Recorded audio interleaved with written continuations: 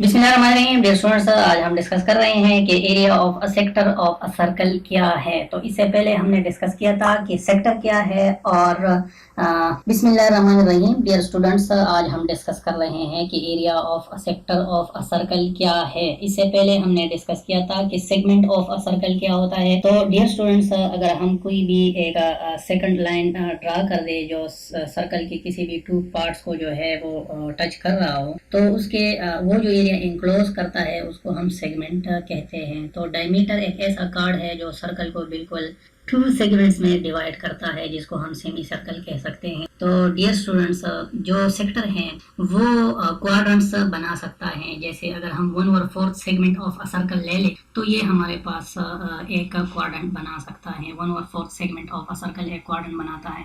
इसी तरह 2/4 segment of a circle semi circle बनाता है। तो ये सारे हमारे पास सेक्टर्स हैं, ठीक है। तो सेक्टर और सेगमेंट में ये फर्क है कि सेगमेंट जो है वो एक कार्ड से बनता है, जबकि सेक्टर जो है वो सेंटर को मिला के और उसमें एक आर्क यानी एक एंगल भी होता है, ठीक है। तो इस टॉपिक में आज हम डिस्कस कर रहे हैं कि एरिया ऑफ अ सेक्टर हम कैसे फाइंड कर लें। तो डियर स्टूडेंट्स, अगर हम प्रोपोर्शंस को देखें तो प्रोपोर्शन में हमारे पास ये जो एरिया ऑफ सेक्टर ये हमारे पास पी क्यू ओ या पी ओ क्यू सेक्टर है। तो इसका एरिया अगर हम ले लें, तो अगर हमें यहाँ पे लिख दो एरिया ऑफ सेक्टर, तो डियर स्टूडेंट्स, अगर मैं इस सेक्टर को कंसिडर कर लूँ पी ओ क्यू, तो इसका एरिया जो है area of sector P O Q proportion के हिसाब से अगर हम देखें तो area of sector P O Q divide by this whole area of circle, ये सारा सर्कल जो है इसका एरिया वो बराबर होगा किस चीज का, इस एंगल का, यानी central angle of the sector, sector जो एंगल बनाता है divide by total angle of the circle. तो central angle of the sector हम यहाँ पे लिख देते हैं। तो मैंने यहाँ पे लिख दिया है कि central angle of the sector divide by total angle of the circle. तो ये हमने प्रोपोर्शन से लिखा है। तो डियर स्टूडेंट्स, अब हम क्या करेंगे कि हमें पता है कि एरिया ऑफ द सेक्टर जो है वो तो हमारे पास एज इट इज आएगा। एरिया ऑफ द सेक्टर हम लिखेंगे एरिया डिवाइड बाय हमारे पास जो सर्कल का एरिया है वो पाई, रेडियस यहाँ पे आर है तो हम पाई आर स्क्वायर लिख देते हैं।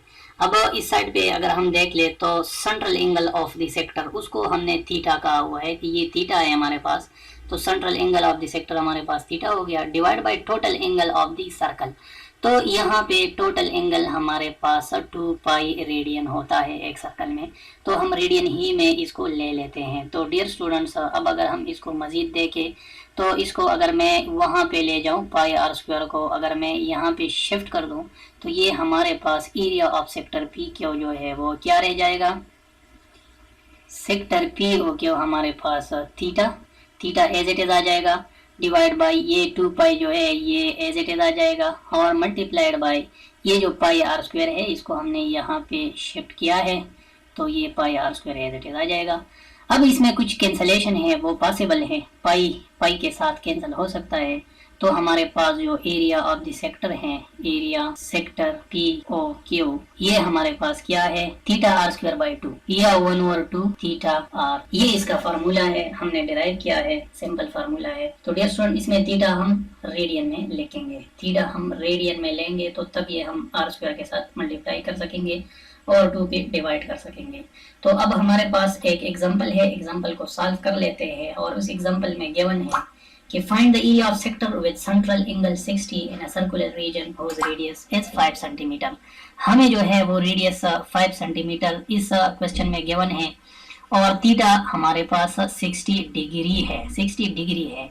तो हमने क्या करना है, एरिया फाइंड करना है, एरिया इस सेक्टर का फाइंड करना है। तो डियर स्टूडेंट्स, इसका आसान तरीका ये है कि आप इसका इक्वेशन लिख दे 1/2 थीटा आर स्क्वायर या आर स्क्वायर थीटा, एक ही बात है। तो ए जो है वो हमारे पास क्या आ जाएगा 1/2, आर हमारे पास क्या है 5 है तो 5 स्क्वायर हो जाएगा। और थीटा इस वक्त हम 60 डिग्री नहीं पुट कर सकते, 60 को पहले हम रेडियन में कन्वर्ट करेंगे। तो मैंने पहले भी कहा था कि डिग्री चूंकि छोटा यूनिट है और रेडियन बड़ा यूनिट है, तो छोटी यूनिट को बड़े में कन्वर्ट करने के लिए हम क्या करते हैं कि उसको डिवाइड कर देते हैं, पाई बाई 180 से मल्टीप्लाई कर देते हैं। तो पाई बाई 180 से इसको अगर हम मल्टीप्लाई करें तो ये 1/2 आर स्क्वायर इंटू थीटा हो जाएगा। 60 पाई बाई 180 को अगर हम मजीद सिंप्लीफाई करेंगे तो ये पाई बाई 3 हो जाएगा। वैसे भी 60 को पाई बाई 3 कहते हैं, तो यहाँ पे हम पाई बाई 3 लगा सकते हैं। तो डियर स्टूडेंट्स, पाई जहाँ भी आता है वहाँ सर्कल का कोई अमल दखल जरूर होगा, तो पाई से तो ये हमारे पास 25 पाई आ जाएगा डिवाइड बाई 6 आ जाएगा। तो ये हमारे पास क्या है, एरिया ऑफ दी सेक्टर है।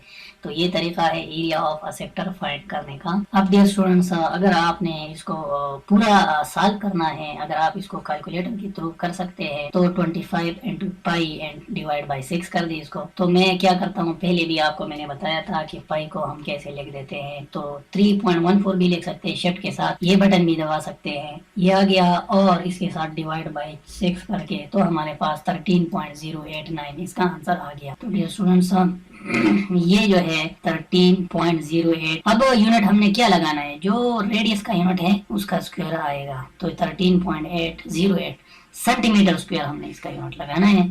तो ये वो प्रॉब्लम था जो हमने सॉल्व किया है। आई होप आप लोगों को ये समझ आया होगा। हमने इस चैप्टर में अभी तक लेंथ ऑफ सेक्टर जो है या लेंथ ऑफ एन आर्क जो है वो हमने फाइंड किया, वो आर थीटा के बराबर होता है, और एरिया जो है वो 1/2 आर स्क्वायर थीटा के बराबर है। तो ये दो चीजें जो है, area of a sector and length of the segment जो है, ये हम जो है सर्क या आर्क की जो लेंथ है वो हमने फाइंड कर ली है। तो ये दोनों बहुत इंपॉर्टेंट फार्मूले हैं और ये बहुत ज्यादा यूज होंगे आगे इंजीनियरिंग में भी, और कोई भी फील्ड इंजीनियरिंग में आप जाए तो ये सर्कल, ट्राइंगल, ये सारी चीजें आपको वहाँ पे मिल जाएंगे।